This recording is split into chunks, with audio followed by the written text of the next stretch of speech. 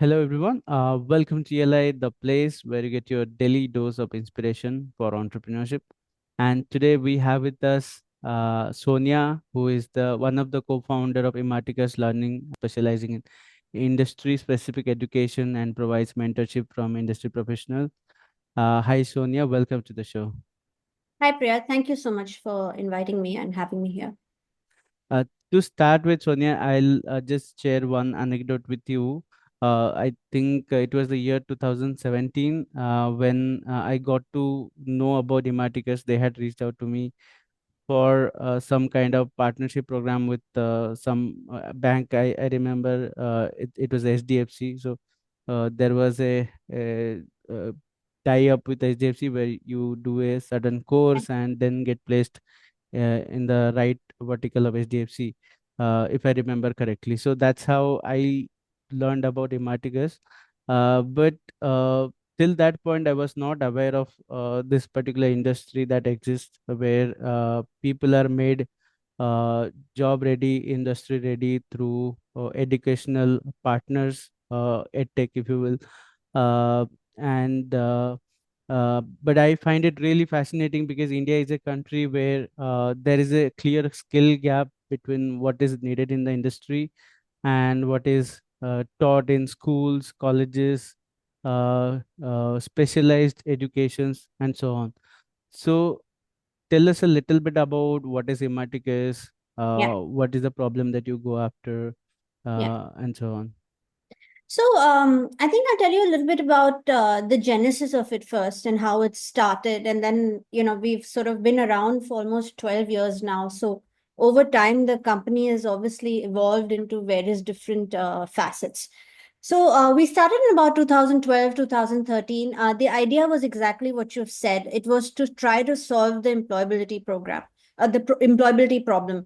And it started with very personal sort of experiences. There was not one some fancy report we looked at and said, hey, India needs this much talent. As a result, we are going to solve this problem.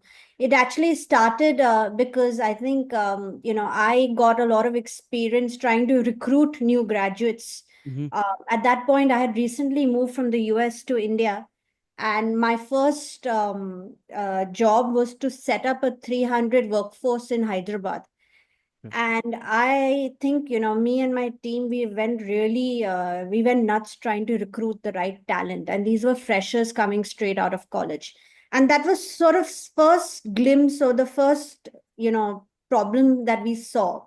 Mm-hmm. Then on top of it, also Nikhil, who is my brother, who's also the founder, had similar experiences. He had moved back from the US to India to set up Nomura. And Nomura, again, at that point needed, I think, 5,000 or 6,000 fresh talent from the industry. And there was literally a very wide gap that was coming out. So I think seeing this firsthand and sort of this entrepreneurship bug that had hit us at that point, we said, you know what, this is sort of something, the problem statement that we'd like to solve. It's good for the country. It's sort of the need was there. So that's how sort of Imarticus started. We started as an employability first education company. And our first program, which still is our flagship program, was called SIBOP. And the idea of SIBOP was that, look, we're going to train people for 3 to 4 months in a very boot camp, very intensive format, and then find them jobs or find them placements in large companies, aspirational jobs, not job for the sake of a job, but job that would lead to a meaningful career, leading meaningful life. So we started like that, and our first campus was in Andheri. It was a small setup, and Mm-hmm. then since then we've sort of grown organically. So now, other than Sibop, we've got multiple different verticals. So today, as you see, the company has a B2C vertical, and within B2C, we focus on finance, data, marketing, analytics, but we've grown over time. And then we've got a B2B vertical because, along these years, many people said, look, you seem to know what you're doing. Why don't you train our employees too? So Okay. now we've sort of started a B2B vertical where our faculty, our curriculum designers go to large corporates and we take care of the entire L&D or learning and development needs for their employees. So Got it. that's a little bit of how we've sort of started, and that's the problem statement. Got it.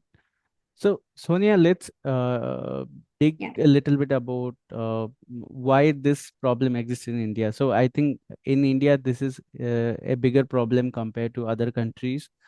Why do you think that people who are graduating are not having the request skill sets to go in the industry? But more than that, so I was listening to this podcast where I got to know that even though there are a lot of skill partners available out there, even government is spending heavily in creating skill based education programs, but still people kind of go to traditional educations, the engineering institutes, the different uh, uh, traditional education formats, and that's a huge number. Let's say if it is 100% pool of candidates, out of 100 candidates, 90 would join a traditional education, only 10 would go for a skill based education.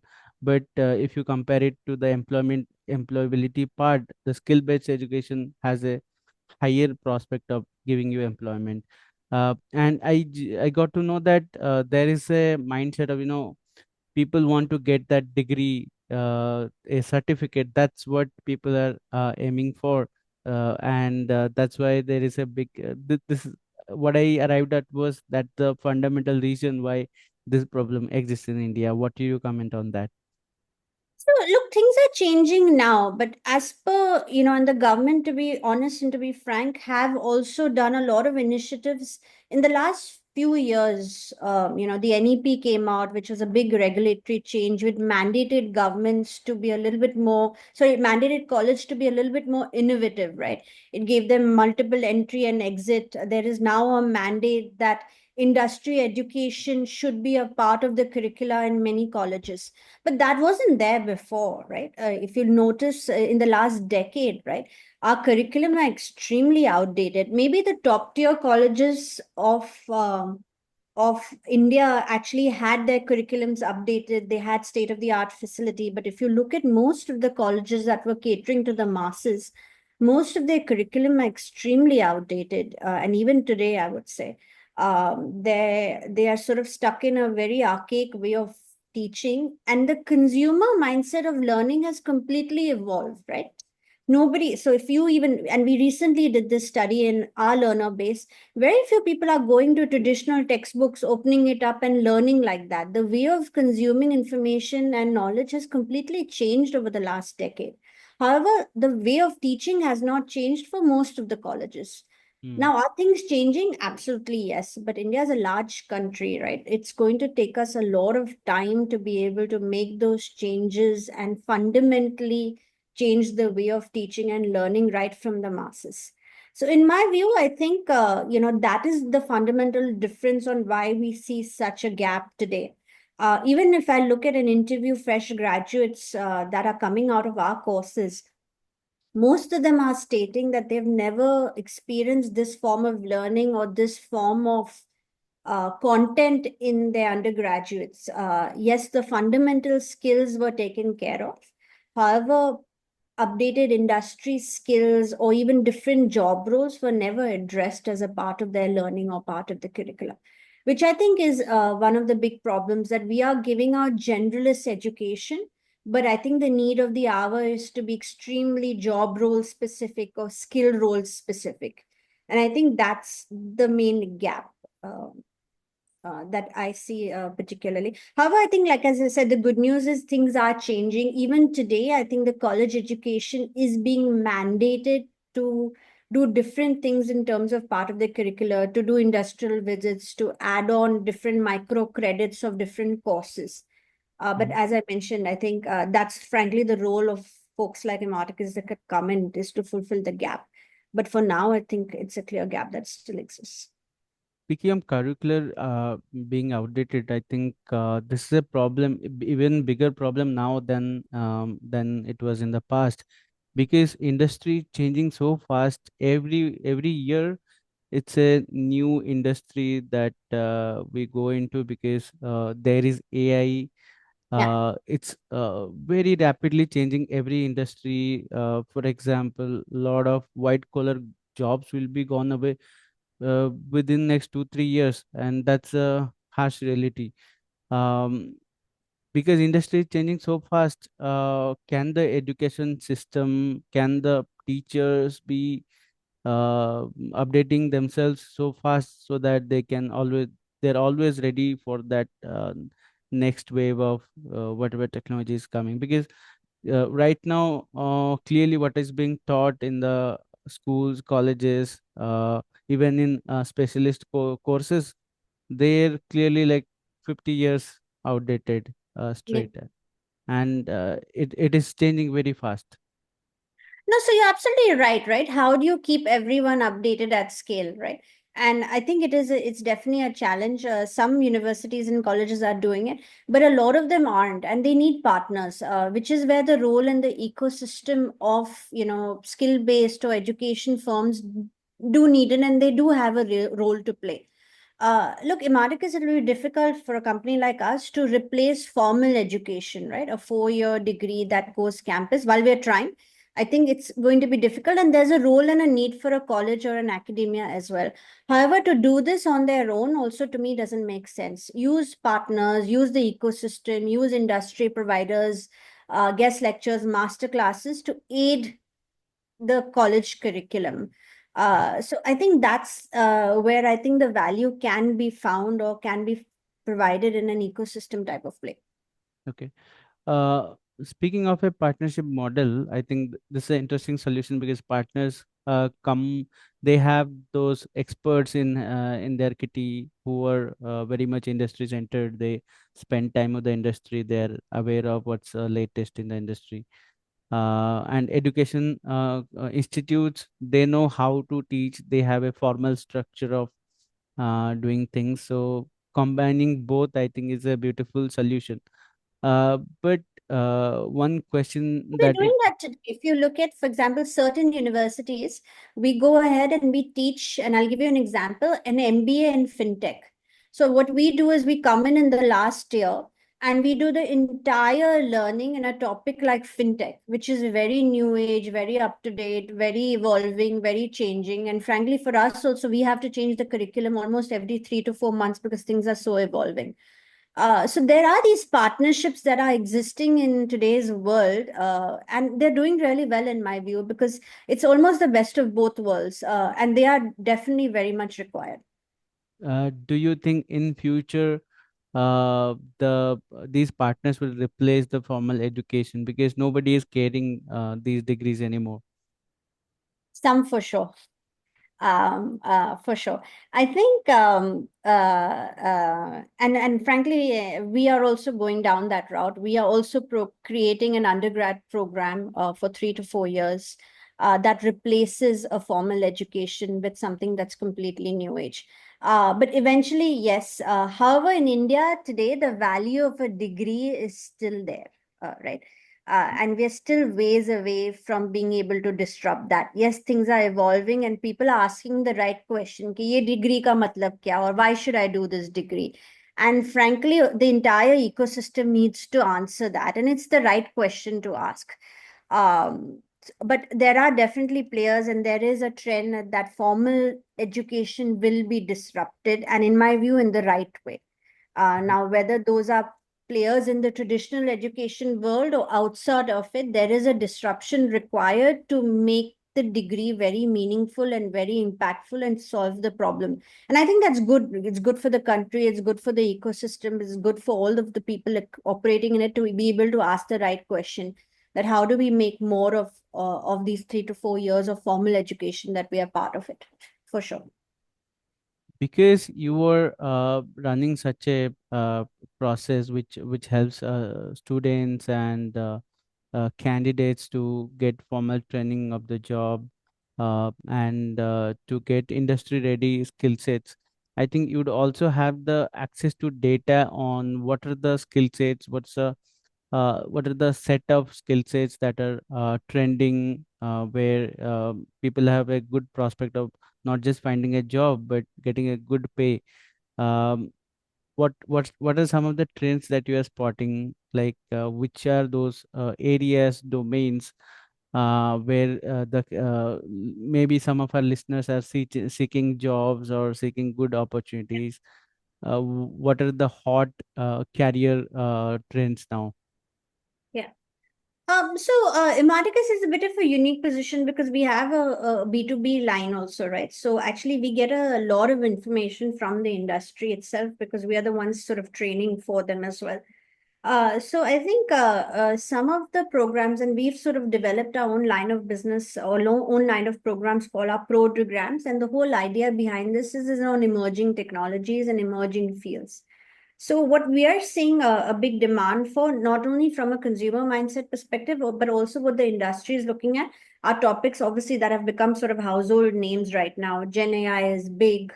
And then FinTech is obviously always evolving and always changing. So that's a little bit more on the finance side.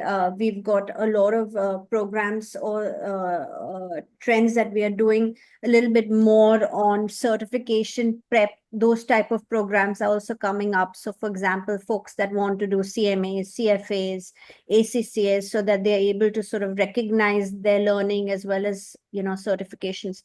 So those are the big areas. So within finance, if I could summarize, fintech, certification, different programs, and also a lot of change in capital markets is also being undergone, not only on the automation front, but also the way it's sort of the industry is being analyzed. On the tech side, Gen AI, AI, ML, etc., always technologies that are constantly changing and constantly evolving. So we're seeing a lot of design for that as well. Those are the two main areas that I think we're seeing a lot of learner demand for. Got it. Um, and curious to understand another aspect. I think there is always a debate between white collar and blue collar. AI will first replace the white collar workforce because it's very easy to do that. They all work on a computer, and AIs are always good with computers. So, lot of the jobs like the accountant's job, maybe a job of a data analyst will also go away someday because AI is becoming very very smart. Yeah. And you are majority of your students are going into what white collar workforce. What would you say on that? Are you also venturing into blue collar? What would you advise to the white collar, and what's your thought process on that in general? So I'll give you an example of what's happening in our company, and I think I'll take it to that, and maybe we can use that same Yes. example, right? So we have also, and we have an entire team now that looks at AI and upcoming technology and being able to analyze our processes and how to make it better and smarter and more efficient. What we've done is, in my view, AI has not replaced a lot of jobs in our company, but what has done is enhanced it. So, for example, we still had a team of curriculum designers. Now, what we are doing is using AI as a tool, but we're making our curriculum a lot smarter and sharper. We're incorporating AI as a part of our learning management system and providing students with an AI personalized learning tool. So what it's done is replace, in my view, a lot of the manual and tedious jobs. But the move has become where people need to become a lot more intelligent and be able to a lot more value focused. So that's the big change that we've seen in our organization. And I think if I were to take this in industry, I think it would be similar. Yes, some jobs might go away, the very manual jobs, but I think if you use it as a tool to increase the quality of work or increase the value given to the consumer, I think that's where sort of is things will move on to, and that's what we are sort of teaching and advising our folks or the learners that go through our programs as well. Um, and in my view, it's not a bad thing. It's a good thing to be able to give a better learning experience, a better outcome to your job is, in my view, a good thing. And I think that's what we've sort of noticed. And when we speak to our corporate partners as well, it's sort of similar. No one is denying that this is going to replace a lot of the very automated jobs out there. But no one is also saying that this is going to replace everything and all jobs are going to go away and we're going to get taken over by a machine. ये comment भी नहीं आ रहा है. Yes. Uh, and I think it's a bit tricky because in the AI industry also there are people like even Elon Musk says that yes, it is possible to take away all jobs. 90% of coding jobs will be gone within Yeah, next 1 year, and that's true. I personally believe that. And there is another segment of people who are saying that AI will be an enabler, a co-pilot, which is also true. So what I have arrived at is all the smartest people in the industry, they will learn to adopt AI, use AI, and the rest 90% will simply either lose their job or reinvent themselves to do something else. Um, Having said that, I will switch gears now. Now we'll discuss a little bit about your personal journey as an entrepreneur. And I just want to understand the process of entrepreneurship because that's what most of our listeners are interested to understand. How does a entrepreneur become entrepreneur? Uh, because you were working for a corporate, I am assuming that you were paid well, life was comfortable. Why did you switch to entrepreneurship? Because it's initial days, at least it's not very rewarding. There is a lot of work stress, and money comes at a later stage. yeah. So, a little bit of background. As you said, I started working in a decently paid job right after campus. I worked there for many years.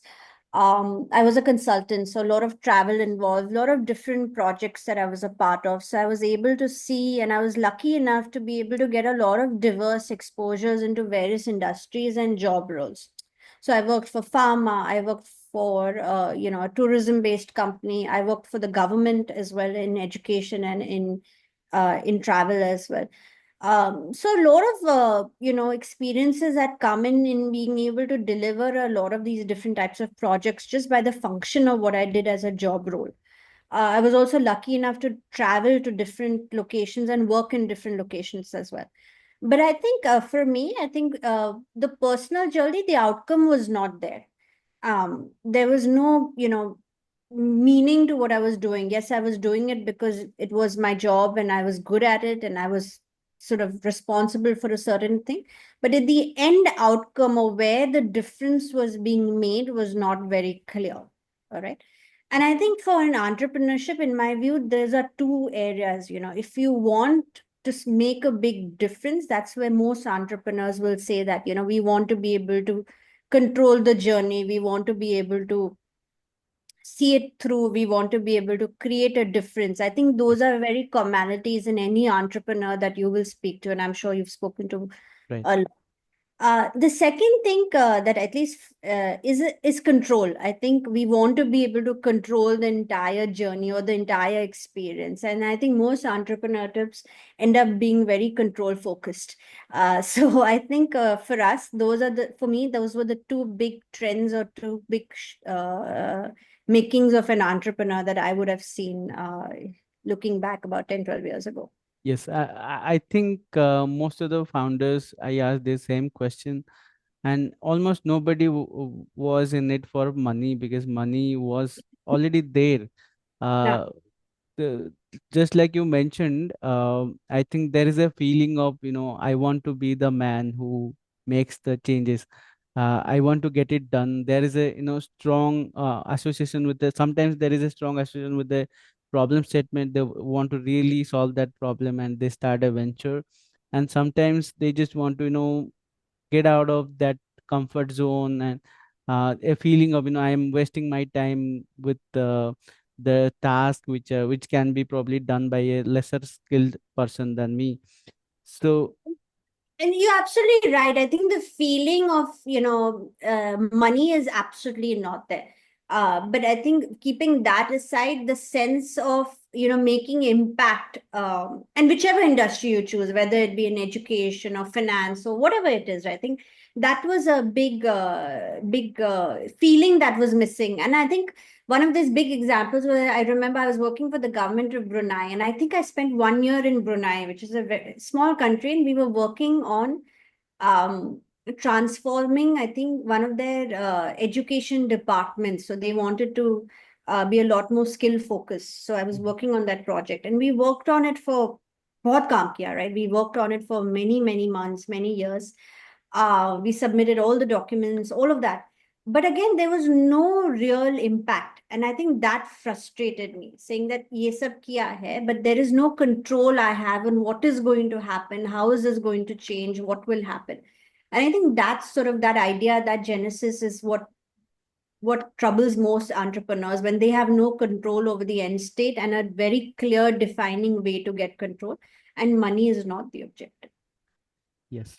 And that this reminds me of a research that was done on Germany's. So there is a group of workers who work in factories in Germany, and although they're paid decently, but it was found out that they're particularly very happy in their life compared to others.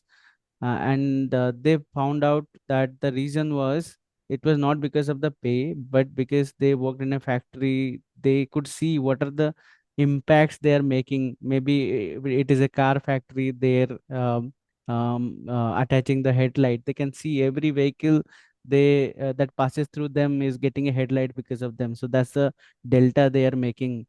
So that's a sense of accomplishment, and that gives you purpose as well. Absolutely. And most of the people who come from a traditional lifestyle to entrepreneurship, they also come because of that particular impact they couldn't see in their previous jobs.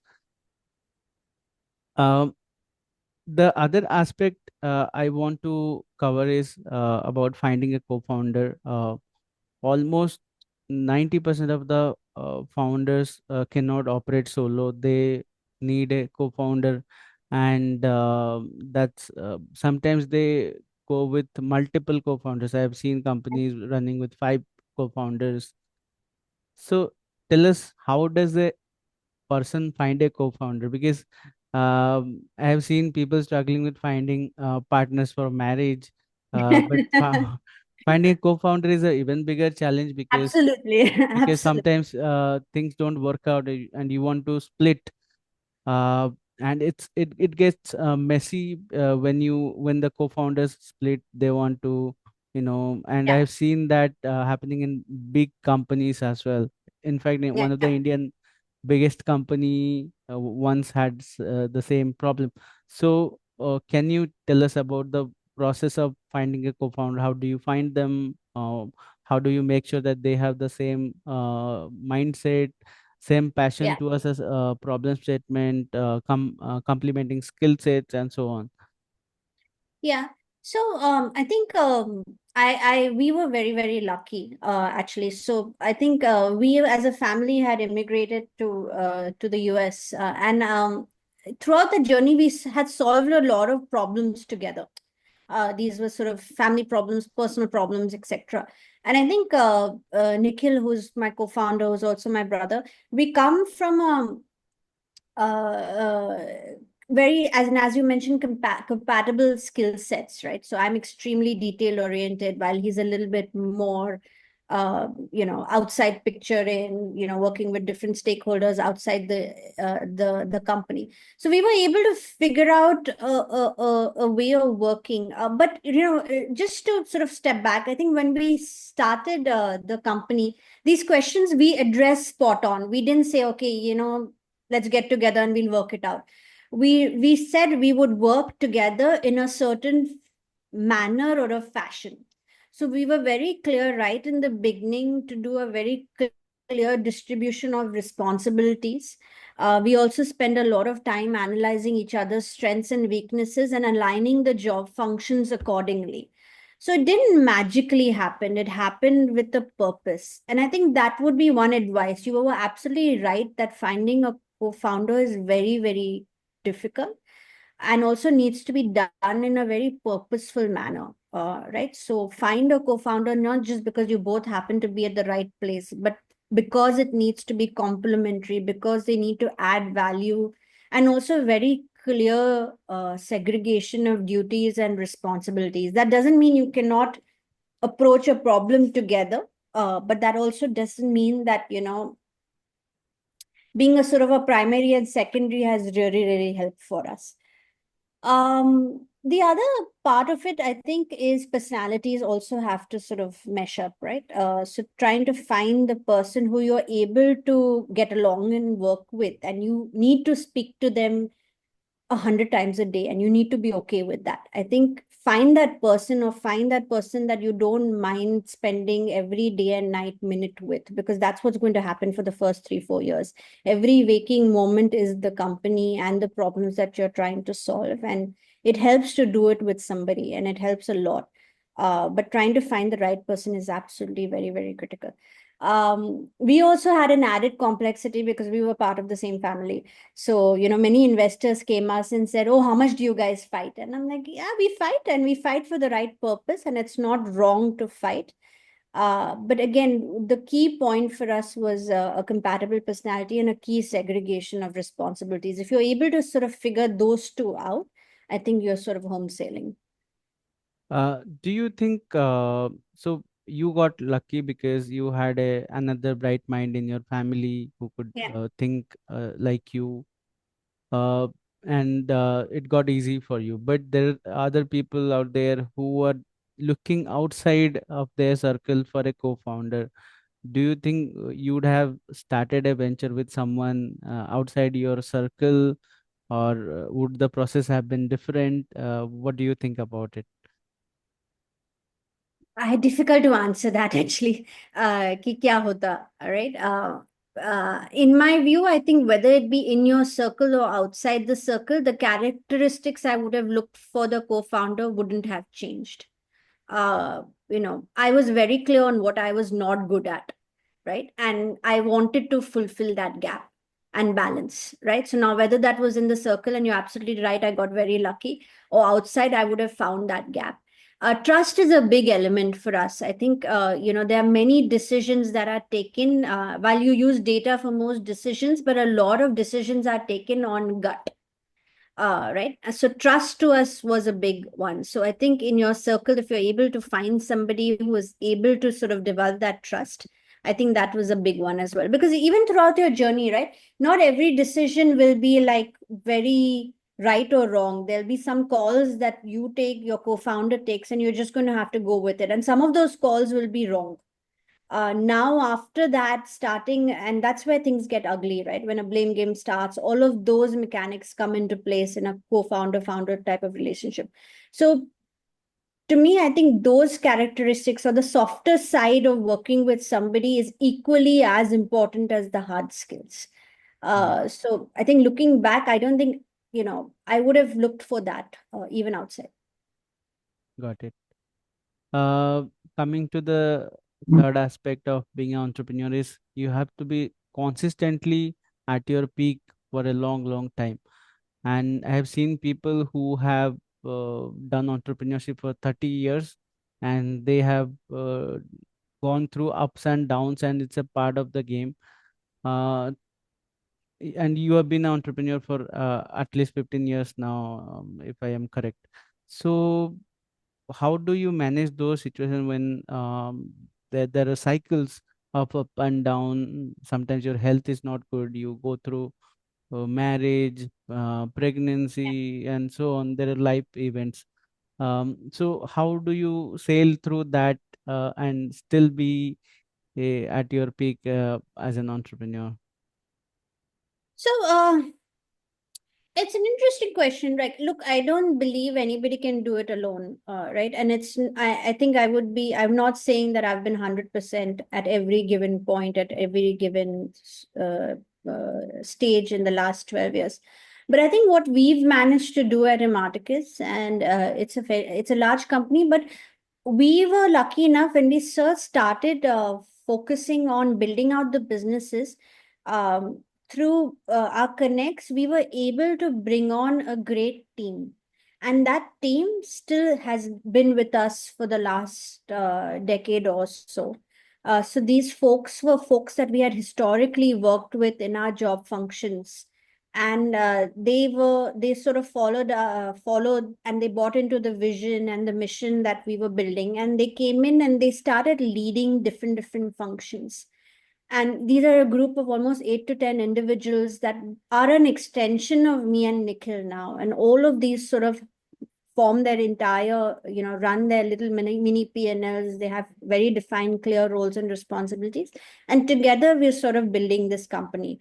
So I think that has been very, very critical in the last 10 years, because there have been absolutely times with there have been a lot of ups and downs in this journey. And the team has definitely supported us. On the Okay. personal side, I think the ecosystem is equally very important to have a life partner that supports, to have an ecosystem that sort of lets you concentrate on certain stages of the company, especially when there are ups and downs. I think that to is also extremely critical and very underrated. Mm-hmm. Things are not good at home. It is extremely difficult to focus Yes. on different aspects of it. And nobody really thinks about it, but it is absolutely, absolutely true that things need to be sort of sorted at home. You need to have that comfort base, because the journey you're about to set off on is extremely difficult, and it's also on your mind as well. So, in my view, try to not make this journey an extremely lonely one. So, either via a co founder or a very strong management team, try to build an ecosystem at work and at home as well. So that would be my advice, and how we've sort of survived this journey, and its sort of rewards and challenges across. Hmm. All right. My final topic for today is about the future. And in general, I want to understand how education entrepreneurs are thinking about future, because uh, lot of drastic changes are going to happen. First of all, we spoke about AI, but then we also saw what happened with Byju's and other tech companies. There was a realization that what we thought of this kind of edtech will work, that's not true. It has to be a different kind of game, which some of the edtech players have figured out, like Simply Learn, like Imarticus and so on. Yeah. But the we education is changing. Plus, there is now Gen Z is entering the workforce, and then they have a very different attitude towards work and skill, how they want to learn skills. Uh, what is your take on the future? You have sailed this ship for 15 years now. How are you thinking about next 5 to 10 years? How do you want to steer it for future? Yeah, so as you rightly said, right, this industry in the decade has sort of really going through its ups and downs, right? And I think finally a lot of the companies in this space are focusing on the right things. And the right thing was always the same, that it was the outcome. If your customer is going through this experience or the journey with you, what is he getting out of it? Is it a job? It is a transition? Is it a skill? I think historically we focused a lot on ed tech, which frankly was not the right thing to do. The right thing is, how do you use technology as an enabler to Yes. ensure that the student outcome has been met? This problem statement is now coming to light in the last 2 years, especially after a lot of the Byju's mess. And we were lucky, because we started from that genesis, that this is the problem that we wanted to solve. We never really thought about it as edtech is going through this massive boom, Hmm. evaluations and all of that. That's not the mindset. We actually started right from the basics, right? So Did we were you lucky did enough. you feel that FOMO, like everybody is raising funds? Absolutely. And it's interesting because Abhi, it's okay. Right now, I feel like I'm in a better position. But back then, I remember many investor conversations. Oh, you're not online. Oh, you are too profitable. There was some, right? You don't take enough risk. Oh, it's very specific, very narrow. And now, obviously, those same investors are obviously saying a different tune, or the industry has moved towards, frankly, what really matters. So now I think I'm looking nice and happy and pretty. But back then, there was definitely a FOMO, and we had actually also evaluated different business models. But I think coming back to it, the student outcomes are the only thing that matter. Now, whether this is done in a physical way, whether this is done in an online way, whether you use AI, don't use AI, whether you do it physical or fidgetical or some different terminologies that are coming in education now, I think that is the prime focus, and all of us have now moved and are very, very clear about that. So that's one. Second, the valuation game, in my view, was very, very overrated. So now that has become a little bit more rationalized. Mm. Yes, it's a good industry. Yes, it is will see growth, but insane valuations are, in my view, not going to be the future from a company perspective now. On the regulatory side, we spoke about it briefly. I think the government is doing a lot. Right, the NEP coming in, it is a game changer, and it is up to us and the colleges and the entire ecosystem to use that and evolve it and create more value for the consumer. So I think I see a lot of short courses, a lot of upskilling, micro credits being integrated in the formal education. And as we spoke about earlier, also a lot of disruption in the formal education process will undertake, in my view, in this space over the next few years. Um, and lastly, I think is awareness. When we had first started, we actually had to create a lot of awareness on why upskilling was requirement. There was no media support. Now I think upskilling has become a household name. Mm. It is very obvious or very normal for people to take different types of certification programs or learning programs as a part of their journey. But back then, nahi tha. Nobody was really talking about it. And also, the industry being evolved, I think it is very necessary for somebody to take a lot of learning hours yearly. So allocate, let's say 30, 40, 50, whatever those number of learning hours to learn a new skill or new technology. So now that has become very accepted in the mind of the workforce and even fresh graduates.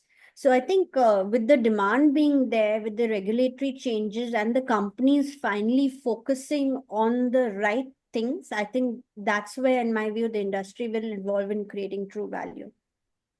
Got it. We really, and now I think we don't want to be known as an edtech firm, frankly. We want to be known as an education firm because historically that's what we've been doing. But this terminology needs to change, and it should Mm. start from there. Got it. And here is my final question for you. So recently we have seen there is a lot happening in the geopolitics with Donald Trump coming in. Yeah. Countries have started to, close their borders. Immigration is not facilitated anymore. Lot of people in Canada are there, regretting coming to Canada for studies and all. So what this results in, there will be less brain drain happening in future from India. All the bright minds in India probably will stay, hopefully will stay in India. How does this change the whole education game? Because education is at its top when the top people teach. Top Yeah. people stay in the country to because they are the most skilled ones. They can teach those skill set to others. How does it change the education game in the future? So, a couple of things. One, I think, as you mentioned, if there is talent that will stay in India, they will definitely put pressure and focus on more innovation to happen, which will then lead to a demand of a higher skill set or a higher output coming in from the employee or the college graduates and so on and so forth. So I think in general, the quality of education, in my view, should go up because the demand from the industry will go higher. Right. Even today, earlier we used to look for professors or for curriculum designers or even curriculum outside. And I'll be honest, we used to do that to make sure that the curriculums are top notch. We used to look for talent worldwide. now we are able to find this talent in India today as well. And some of the talent, frankly, even supersedes what we're able to find outside of India. So I think there is a lot of talent in India, and this will continuously get better. I think what is absolutely required for firms like us is to be very, very close to what the industry is looking for. And the minute that sort of in sync happens and the ecosystem evolves, you will be on top of it and be able to produce talent that the industry is also looking for. So I think it's sort of almost a flywheel that will happen, especially if this is not happening, that no longer will we look for outside for great talent. हो जाएगा India में, and we also have to be able to maintain and service that.